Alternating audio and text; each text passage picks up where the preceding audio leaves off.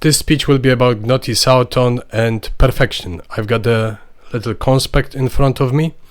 So where does the sentence Gnothi, Seauton come from? It comes from the oracle at Delphi. The other sentence, stanza, is everything in moderation, nothing in excess.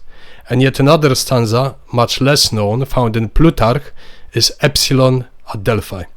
This epsilon means, in short, it was a mystery stanza that the god, the goddess is within. And to develop this god, goddess, to redeify your soul, heart, spirit, your mind, your intellect, you need to put a lot of effort, toil and strive in order to, first of all, find this inner truth, then alchemize the spirit into a fully fledged daimon or junona or genie, and then proceed posthumously into epitomization, heroization of it. Now, when it comes to knowing yourself, what does it mean? We are complex creatures. How to know ourselves? We are not one-dimensional beings. We are very multipolar, complex, sophisticated creatures that are not captured by any model of cognitive behavioral frameworks. So some people like these MBTI based on Jung, and then they classify themselves in a model and reduce the whole humaneness, the whole complexity to this one single model, thinking that through its lenses they may understand themselves. Well, nothing more wrong. Now, to know thyself, you need to gather experience throughout life. That is the substance matter, and also confront many things that you find solid. So the perceptions about yourself, your body image, your mental image, your psychic image, your spiritual image, and only by confronting within gigantomachia of right and wrong, of discernment, to combat and confront the without, the environment, you may understand yourself and mature in it. So there is the element of discernment. You need to know how to discern judgment and decision making, which elements are yours, the inner core, the selfhood, the daimon, something that is truly yours, your deepest core. And you may say that at the very latest you arrive that it is all empty, but also you may arrive at the fact that those clusters, those most close to you, are your final nature, your inclination, your selfhood, something that is at one and homogeneous with you, that is completely yours. So there is something called sameness. What is from Plato's Timaeus? Sameness is a nature that pertains to itself. It is as natural as a river flowing.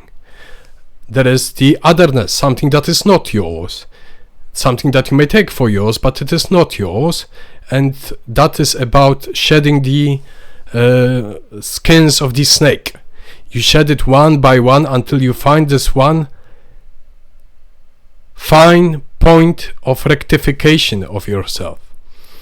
And once you find it, rounding it is a form of perfecting yourself. It is not a perfection as established by social standards, that you need to do this, you need to be perfectly disciplined, you need to be perfectly like a whip. It means that perfection is rounding your nature after finding it out and then developing and expanding it.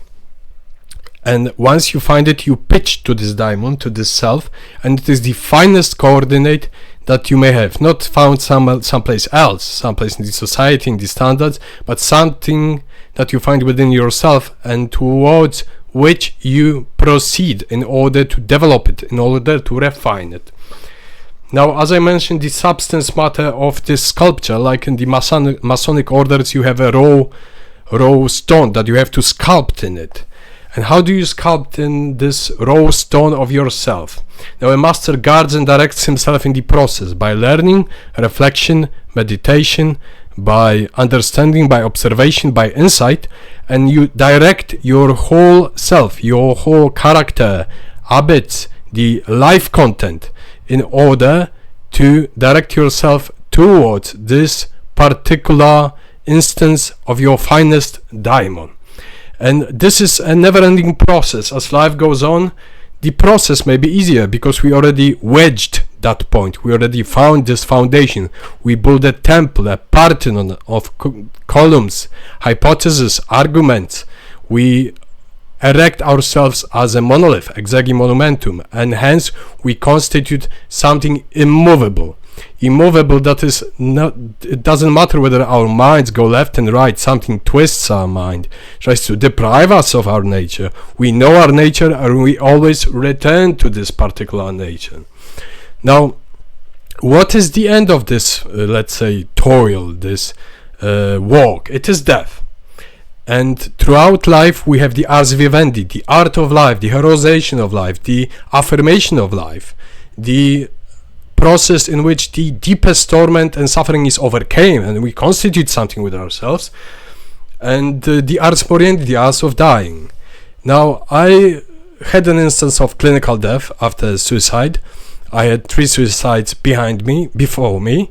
That is, there were dignity suicides. I wasn't depressed, I didn't feel sad, my career didn't collapse. I just decided that point in my life in which I decide myself objectively, neutrally, about the power over my life and death. I reached the apex of my life. I decided to go. Well, I was recovered, probably by weird circumstances. Sometimes the divine invisible hand intervened. So I live and carry on until the gods take me back home. That's fine. So the art of dying, the art of being prepared for death, the art of meeting death, the art of accustoming death. Now you may say that if I see the dead, the shadows and all that, I'm living closely to death. I hold them close to my heart, and in such a way I find them as friends, not as enemies to be feared, but as friends that release a fulfilled life from its obligations and duties. Nothing to fear, nothing to impose terror on. The despots, death has grasp on our lives, but it doesn't have grasp on the terror it imposes in the very old that try to cling on their life. Like who does think immortality is a thing? Now the young people think they're immortal, right? And who is afraid of death? The old ones that also desire immortality because they know their life ends. The ill, the sick, the people that are buried in suffering, they desire death. And the perspective shrinks here, because the gravity of the body, of the suffering of the ill body, the gravity of the ill crooked mind is, you may say, stronger than the perspective of the strength of the spirit. But the spirit is always there. The daimon is always there. Once it recovers, the body recovers, it is in full strength. Even if the body is sick, ill, bedladen, this daimon, this strength that you coined, is still present in the background. So when you drop your flesh, it doesn't matter, because the strength of a daimon that you coined is forever yours. Now, what is beyond death? It is the genii, as the Romans believed. The Juno, perhaps the female version of the genii, is the exit spirit of the alchemized soul, of a perfectly lived life, of a strongly lived life, of a heroically lived life. And that is to be recognized, that in between yourself and the divinities, the gods, the goddesses, once you are recognizing the process of homoiosis theo, your heroic part, your arithologic strife, your summation of life, every movement, every thought, every effect you brought about, every strength you coined, every wisdom you coined, every insight you absorbed, there begins the theon ergon, the impression of gods upon you. As in the Neoplatonic schools, the Chaldean oracles, what is theon ergon? The work of the gods upon the mortal that met them halfway, that pulled something significant out of himself, herself, and then the gods start to work upon the mortal, lifting him up, no matter what others say, the perceptions, the opinions, the doxologies of mortals, and sometimes the others. It is unimportant, their religion and so on. They can keep to their religion. If they want to slave, they slave. But once you hit the final point between you and the gods, and they lift you up, you know you're on the good path. And you continue with your life. You don't rest on laurels, because this is a expansion.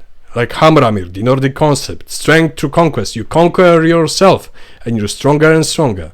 And then, as you grow weaker and weaker with age, and fall ill, and grow old, well, what you built, the prime things you've built in your life, in your youth, and you need to start early, is your strongest point and your greatest value.